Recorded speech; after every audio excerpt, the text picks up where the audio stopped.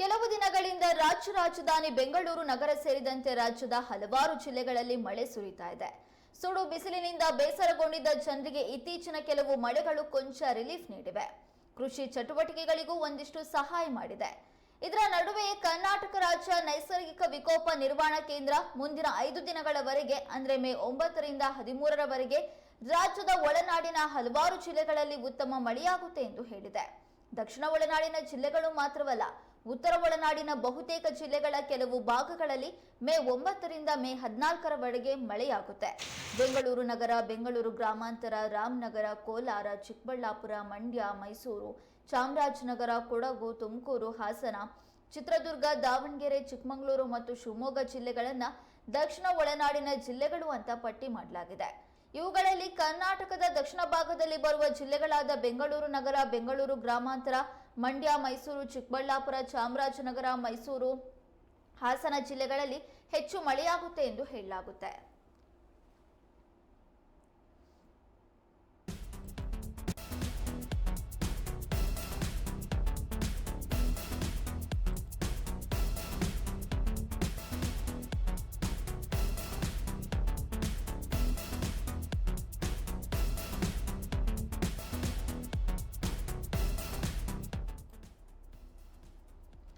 ಮಲೆನಾಡು ಸೇರಿದಂತೆ ಕರ್ನಾಟಕ ರಾಜ್ಯ ಅಕ್ಷರಶಃ ಬರ ಪರಿಸ್ಥಿತಿಯಲ್ಲಿದ್ದು, ಈಗಾಗಲೇ ಕೆಲವು ದಿನಗಳಿಂದ ಉತ್ತಮ ಮಳೆ ರಾಜ್ಯದ ಕೆಲವು ಭಾಗದಲ್ಲಿ ಆಗ್ತಾ ಇದೆ. ಹಾಗಾಗಿ ಬಿಸಿಲಿನ ತಾಪಮಾನ ಕೂಡ ದಿನದಿಂದ ದಿನಕ್ಕೆ ಜಾಸ್ತಿ ಆಗ್ತಾ ಇದ್ದು, ದಕ್ಷಿಣ ಒಳನಾಡಿನ ಜಿಲ್ಲೆಗಳು ಕೂಡ ಮಳೆ ಬರಲಿ ಅಂತ ಕೇಳ್ಕೊಳ್ತಾ ಇದ್ದಾವೆ.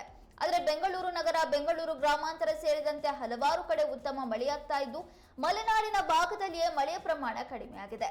ಆದ್ರೆ ಇದೀಗ ಹವಾಮಾನ ಇಲಾಖೆ ಕೊಟ್ಟಿರುವಂತಹ ಮುನ್ಸೂಚನೆ ಪ್ರಕಾರ ಮೇ 9 ರಿಂದ ಮೇ 13ರವರೆಗೂ ದಕ್ಷಿಣ ಒಳನಾಡಿನ ಜಿಲ್ಲೆಗಳು ಅಂದ್ರೆ ಬೆಂಗಳೂರು ನಗರ, ಬೆಂಗಳೂರು ಗ್ರಾಮಾಂತರ, ಮಂಡ್ಯ, ಮೈಸೂರು, ಚಿಕ್ಕಬಳ್ಳಾಪುರ, ಕೋಲಾರ, ಶಿವಮೊಗ್ಗ, ತುಮಕೂರು ಸೇರಿದಂತೆ ಇನ್ನೂ ಹಲವಾರು ಜಿಲ್ಲೆಗಳಲ್ಲಿ ಮಳೆಯಾಗಲಿದೆ.